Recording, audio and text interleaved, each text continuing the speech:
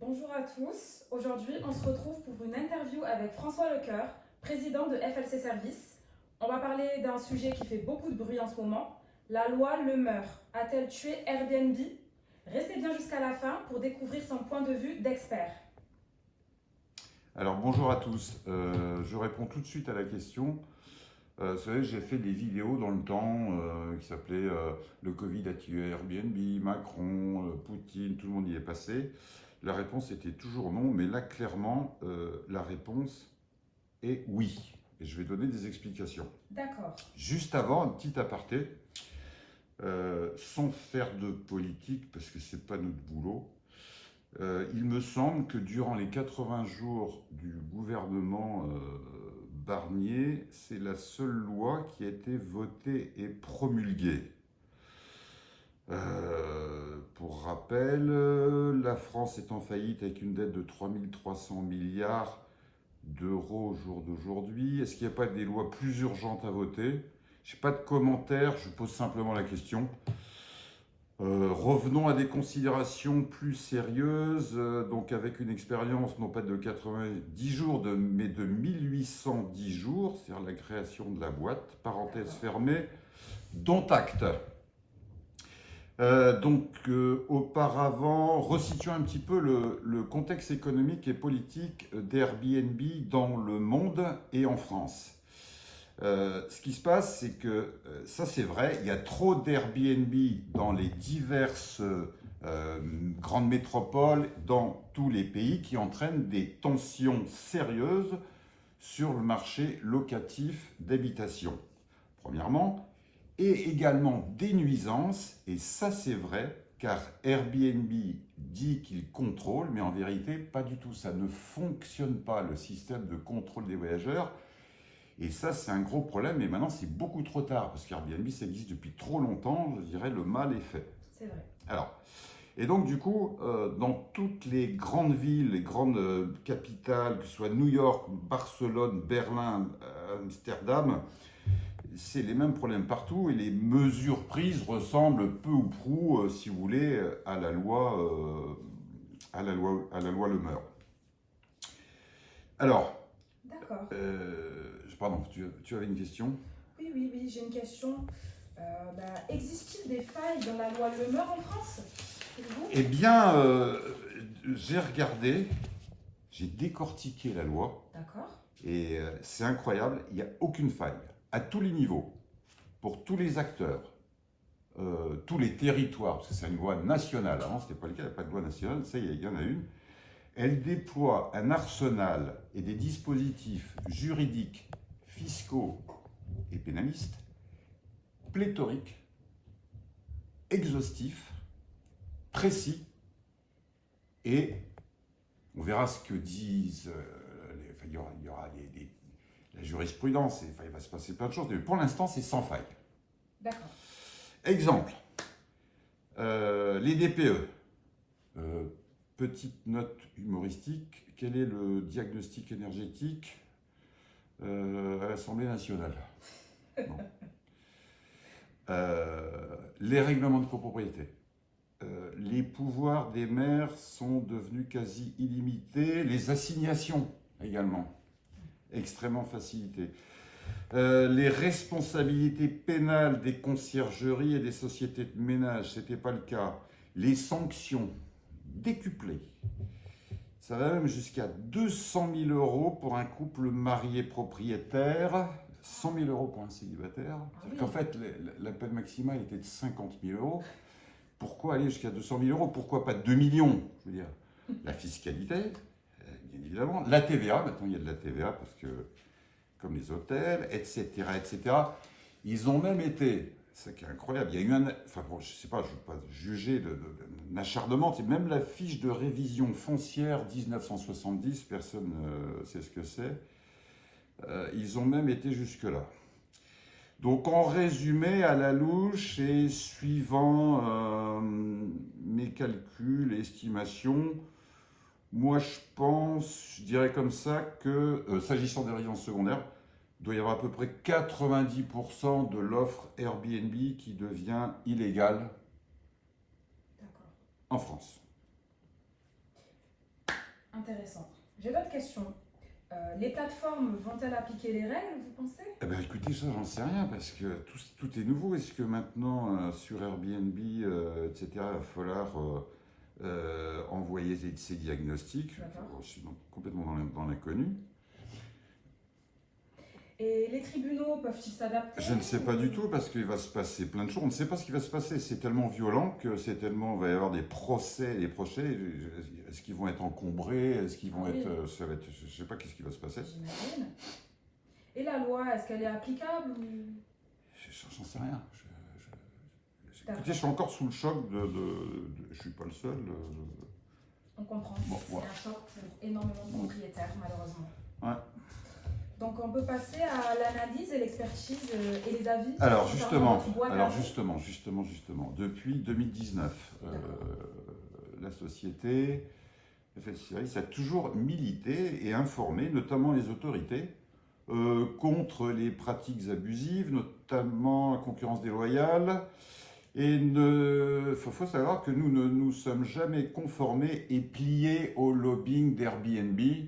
Je parlais tout à l'heure qu'il y avait un problème de sélection des voyageurs. Airbnb, ils sont très très bons pour le ménage, ça, il n'y a rien à dire. Mais pour le reste, on ne s'est jamais conformé à leur, si vous voulez, à leur ADN. Voilà.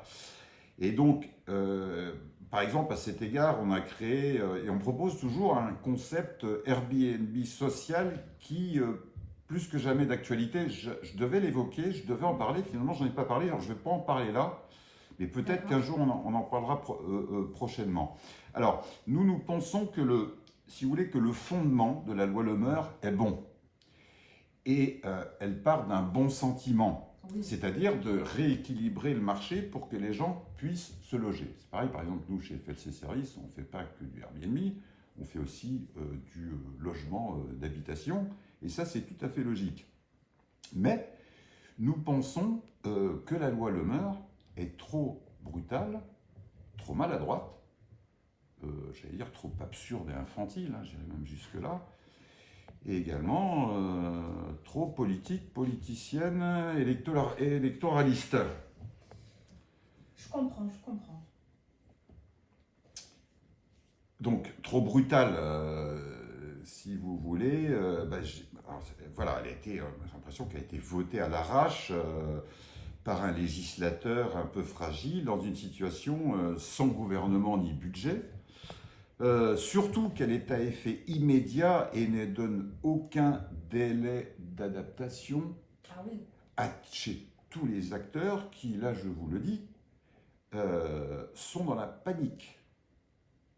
Il y a toute une économie qui vit, il n'y a pas que les voyageurs, mais il y a des voyageurs ou des touristes, des familles qui m'ont appelé en disant comment on va faire pour les vacances, il n'y aura plus d'Airbnb, ça va jusque-là, quoi.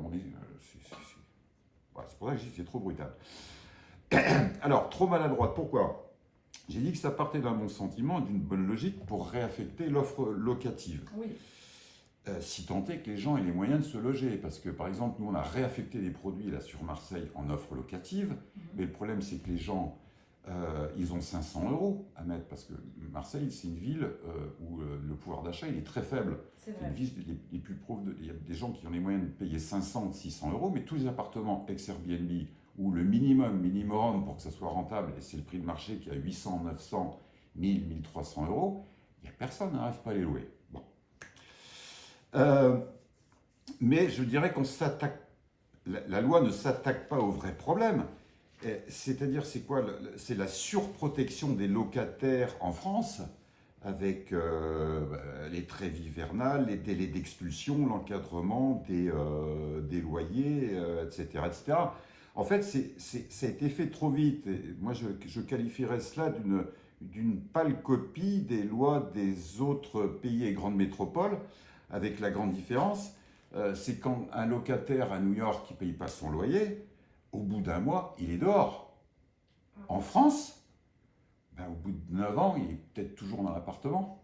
C'est vrai. Donc du coup, les gens, c'est la panique. C'est la panique. Alors, trop absurde et infantile. Alors pourquoi? Je dirais qu'actuellement, l'économie française est en profonde récession et en désindustrialisation. L'un des rares secteurs qui fonctionne ici, c'est l'armement et le tourisme. Et qui dit Airbnb dit tourisme, également. Et aussi parce que le problème, c'est que l'offre hôtelière et para-hôtelière, elle est quasi inexistante pour remplacer les Airbnb, même les campings. On ne va pas mettre les gens, ils ne vont pas acheter des caravanes pour habiter pour faire du camping sauvage ou réglementé, quoi, etc., etc. Alors, moi je dirais que, je disais tout à l'heure, une loi trop politique, politicienne, parce que je me demande si, en pleine tourmente, il n'y a pas une action de politique visant à séduire et racoler certains partis, quoi.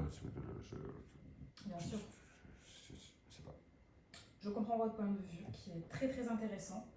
Et vous pouvez me faire une petite conclusion sur cette loi? Est-ce que c'est une bonne idée? Écoutez, c'est très simple, c'est très résumé, je ne veux pas faire une vidéo trop longue. Pour moi, la loi Le Meur, c'est une excellente idée, mais alors la copie est à revoir. Bien sûr, comme vous l'avez expliqué. D'accord. Et quelles mesures sont prises chez vous à FLC Service? Écoutez, là on est le 9 janvier, ça vient de nous tomber sur la tronche. On est dans l'urgence, je dirais qu'on est, je qualifierais d'armement et réarmement de nos outils et méthodes juridiques afin de protéger notre business model, protéger et conseiller nos investisseurs qui nous appellent, ils sont en panique. C'est bien. Et protéger aussi, rassurer nos locataires et voyageurs en leur disant écoutez, on verra ce qui se passe, mais normalement, vous pourrez venir en vacances, vous aurez le droit de venir à Marseille, ne vous inquiétez pas. Voilà. Très bien. Et pour finir, quel conseil donnerez-vous à toutes les personnes qui voient cette vidéo, que ce soit des investisseurs, des voyageurs? Alors moi, j'ai surtout des conseils à donner aux investisseurs, et c'est très simple. Croiser les bras, prier et ne rien faire. Attendre de se faire squatter. Pourquoi? Pour éviter la taxe sur les logements vacants et une rentabilité négative. Vous savez, déjà la rentabilité était négative, dans certains cas confiscatoire, au-dessus de 30% de taux marginal d'imposition. Ils parlent d'augmenter encore la fiscalité, donc non, ça ne vaut pas le coup de louer. Et vous savez, se faire squatter son appartement, ça arrive bien plus souvent qu'on le croit. Bien sûr. Et il n'y a pas qu'à Marseille. Et avec mes bons conseils, vous aurez la paix et vous serez bien vu par notre gouvernement. C'est tout pour aujourd'hui. Merci beaucoup. Merci de votre attention.